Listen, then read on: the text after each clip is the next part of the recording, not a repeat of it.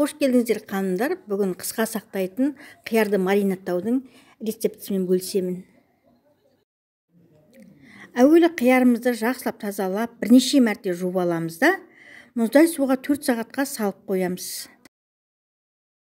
Бізге керек әуелі тұз, уксусная кислота 70%, қант, қара бұрыш, түйір, ұсақтап туралған ащы қызыл бұрыш, сарымсақ, лавр жапырағы, хрен жапырағы, қарақаттың жапырағы, шиенің жапырағы, бәріне де 2 түрден саламыз әр банкіге, және укроптың зонтиктері. Әуелі тазаланып стерилденген банкілерімізге укроптың 2 түрден зонтиктерін саламыз. Түбіне, әр банкінің түбіне салып шығамыз. Укробымызды салып болғаннан кейін, енді хрен жапырақтарынан салып шығамыз әр банкінің түбіне.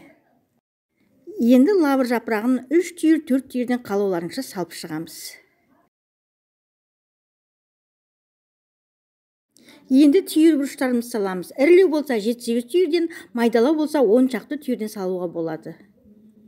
Қанымдар, егер осы менің видеом ұнап жатса, менің арнама тіркеліңіздер, комментарий қалдырыңыздар, сұрақтарыңыздың барлығына жауап беремін.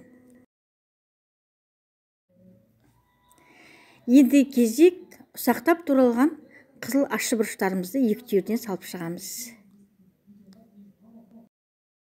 Енді сарымсақтарымызды ортасынан бөліп, әр банкіге бірдей қылып салып шығамыз.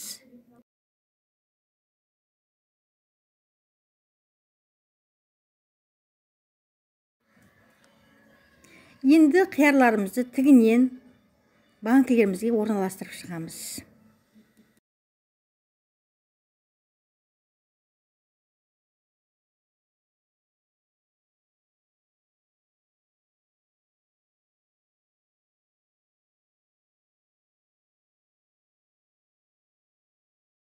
Енді қарақат жапырағы мен шие жапырақтарын 2 түйірден 3 түйірден саламыз. Қалған сарымсақтарымызды тағы да үстінен бөліп саламыз.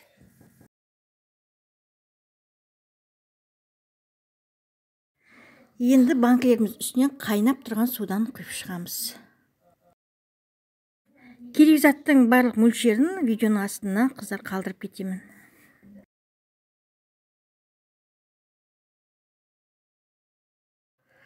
Алдын ала қайнатып дайындап қойған қақпақтарымызды бетіне жауып, 15 минутке банкілерімізді қойып қоямыз.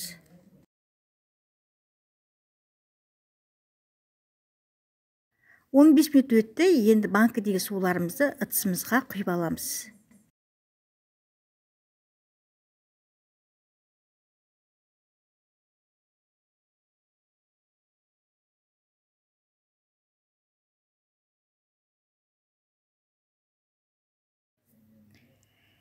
Енді банкілерімізге 3 ас қасық тұздан салып шығамыз.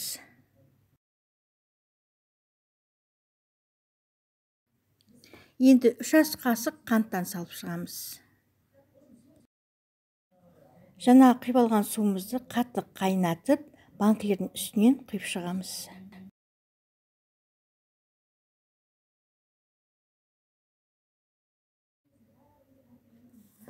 Енді уксусымыздан 2 шай қасық құйып шығамыз. Енді қақпағымызбен аузын бекітеміз. Қанымдар, келесі видеомда маринаттаудың басқа да түрлерімен бөлісетін боламын. Енді банкілерімізді осылай аузын бекітіп, дұрыс жабылған, жабылмаған тексеріп алып, ыңғайлы жерге төңкеріп, үстінен жылы плитпен жауып, 2 не 3 күнге қойып қоямыз.